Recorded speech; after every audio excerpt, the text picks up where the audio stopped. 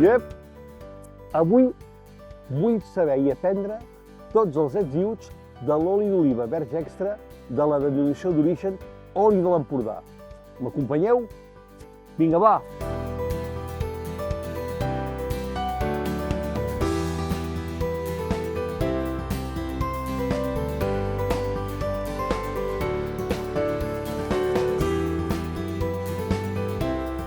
Iep!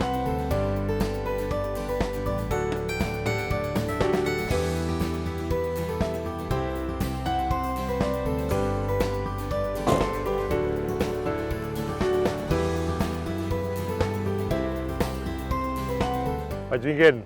Com va això? Bé, home, i tu? Què tal, Simon? Bé, home, mira, aquí acabant la temporada de les olives. Fa fresca, eh? Sí. Déu-n'hi-do, ja és l'últim lloc on queda per recollir les olives? Quasi bé. Encara tenim aquesta setmana i la que ve ja s'ho ha acabat tot. Aquí què feu? La recolliu o les plegueu? Aquí les recollim. La recolliu, no? Sí. Escolta, la denominació d'origen protegida oli de l'Empordà és la més petita de totes 5, no? Sí, és la més petita. Ja tenim unes 900 hectàrees inscrites, d'un total de 2.000 que hi ha a l'Empordà i a l'Alt i a Baix Empordà, però som molts productors. Són moltes famílies perquè són totes explotacions molt petites, de 1 o 2 hectàrees la majoria, i hi ha uns 500 pagesos inscrits. Déu-n'hi-do. Clar, suposo que això, quan va començar tot el tema de l'olivera aquí a l'Empordà, devien ser famílies que totes tenien, diguem, el seu oliverà i es feien l'oli, no?, a casa, i llavors es van anar juntant i també vau anar fent, per altra banda, cooperatives. Sí, perquè l'olivera mai ha sigut el conreu principal de les famílies pageses de l'Empordà. Sempre ha sigut un conreu, diguem, d'ajuda a l'economia familiar per tenir l'oli de l'any. Per això les explotacions són tan petites, d'1 o 2 hectàrees, perquè el principal conreu de la vinya és la vinya o és el cereal o últimament granges del que sigui, que són el principal ingrés. Clar, jo ara estic veient aquí que estan ja allò amb les... no sé com es diu aquesta màquina que sembla que estiguin esporgant. Sí, vibradors. Són vibradors, sí, no? Vibradors de branques. Tots els olis de la denominació d'origen protegida de l'Empordà han de tenir un contingut en marrodell com a mínim del 51%, o sigui, més de la meitat. I després es pot complementar amb arbequina fins al 95%, i el 5% restant pot ser les altres varietats que són molt minoritàries.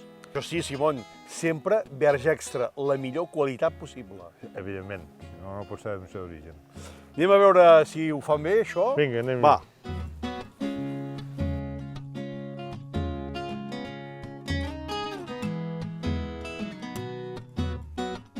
Aquest noi de la gorra verda és l'Esteve, que és el pagès que porta tots aquests olivars.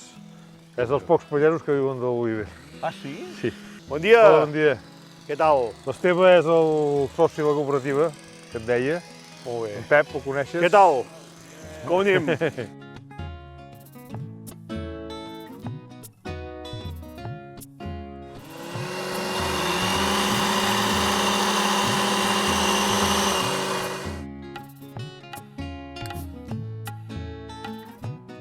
Merci, Esteve. Merci.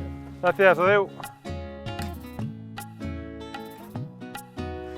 Simon, anem a tastar l'oli nou? Sí, anem-hi, doncs, au. Va, anem. Aquest any és molt bo.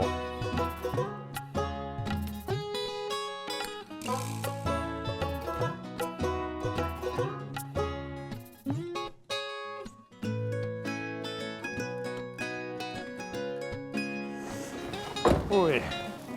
La cistella... Vinga, va, cap a dintre. Som cap a dintre.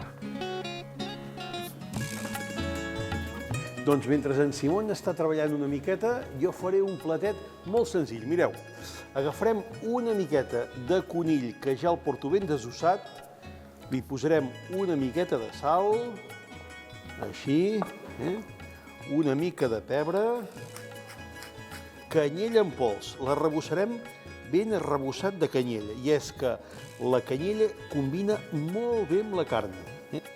Oli d'oliva verge extra de la denominació d'origen Empordà, com és. Confitar vol dir coure suaument submergit en un greix. Per tant, hi hem de posar força, ben bé un parell de dits.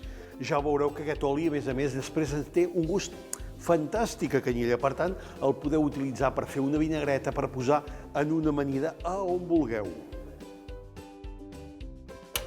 Posem una miqueta de foc i anem col·locant tots els talls de conill. El fet de que es coguin ben lentament farà que ens quedi ben tovet. I avui, per acompanyar, hi posarem una patata nyàmera. Mireu. I la tallarem una miqueta més petita que el conill i la posarem a dins. Ho deixarem coure lentament una mitja horeta i tindrem aquest conill amb nyàmeres a punt. Doncs vinga, va, que ja tenim aquest conill ben confitadet amb la canyella i les nyàmeres.